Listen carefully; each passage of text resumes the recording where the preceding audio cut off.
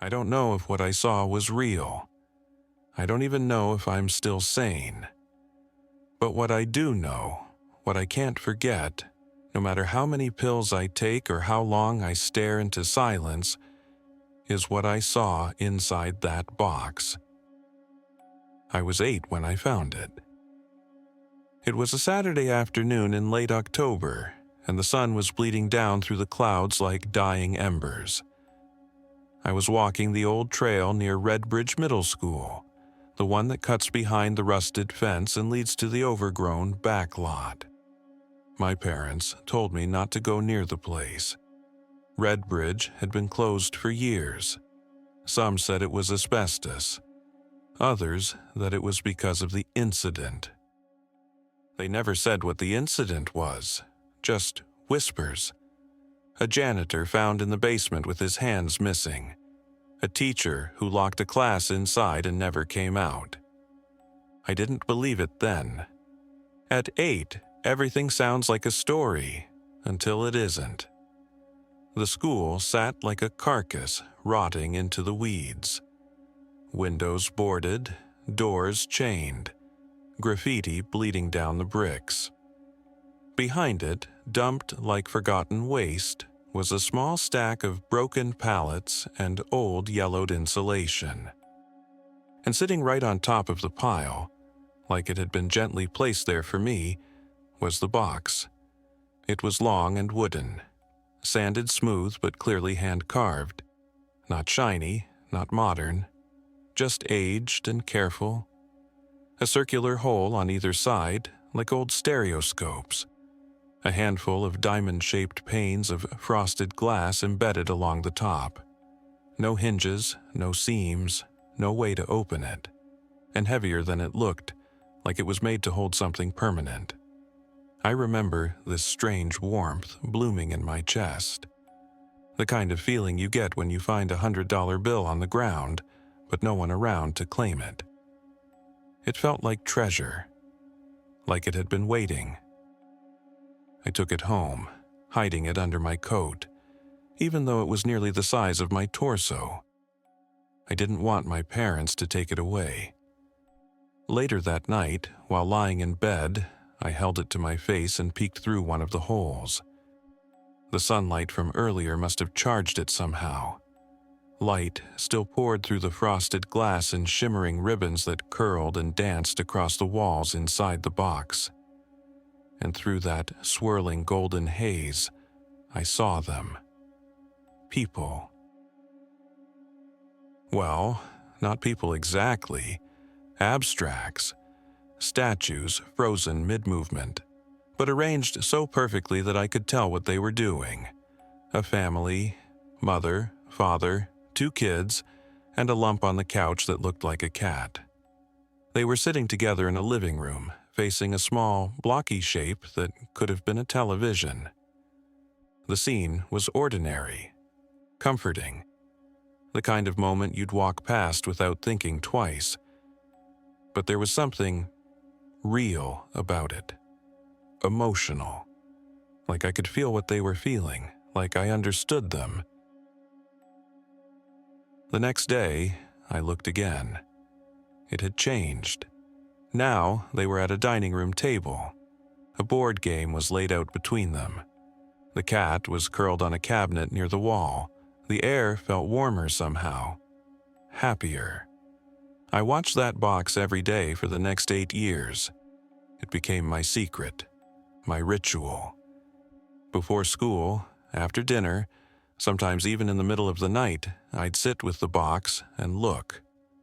The scenes changed slowly, but they always changed. It was like watching a life unfold in stop motion.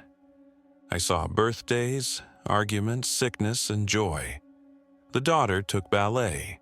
The son once came home with a black eye, and I could see the father pacing, angry and helpless. The mother once spent 2 full days curled up in bed, unmoving.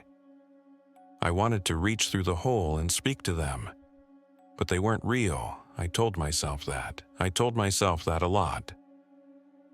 When I turned 16, something in the box shifted. The father, he started to withdraw. I'd see him sleeping in a recliner in the corner, away from his wife. Their arguments became more frequent. The kids seemed quieter, more isolated. The cat was gone. I remember watching them one weekend. Everyone in the living room again. The father holding the mother, the kids around them in an embrace. I cried. I thought they were healing. But 2 weeks later, he murdered them. The night it happened, I could feel something was wrong even before I looked.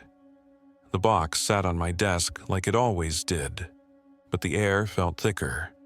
The shadows in my room moved slower, like molasses, and when I pressed my eye to the viewing hole, I saw him, the father, alone in the living room, slouched into the couch with a laptop in his lap.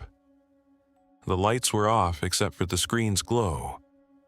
Shadows coiled around him, longer than they should have been. The walls were warped, stretched like something behind them was pressing to get through. And then it appeared. A knife. Tiny, plain, perfectly formed, and placed next to him on the sofa. The box had never shown movement before. The scenes always shifted slowly, like flipping between pages of a pop-up book. But this time, it changed, in real time. And it hurt to watch. The perspective tilted violently. The walls folded in on themselves, then unrolled into a new room. My head pulsed like something was digging into it. The boy's room. The father stood over the child's bed, his expression unreadable, no face, just intent. Then he leaned down and pressed the knife into the boy's ear, slowly, like feeding a key into a lock. I saw him put his full weight on it. I saw the boy's legs jerk once. The scene tore in half. Now it was the girl's room. The daughter was standing beside her bed, like she'd just woken up. He grabbed her by the hair and pulled her back. One shift. A red line across her throat. Another shift. Her stomach opened like a wet zipper. I screamed.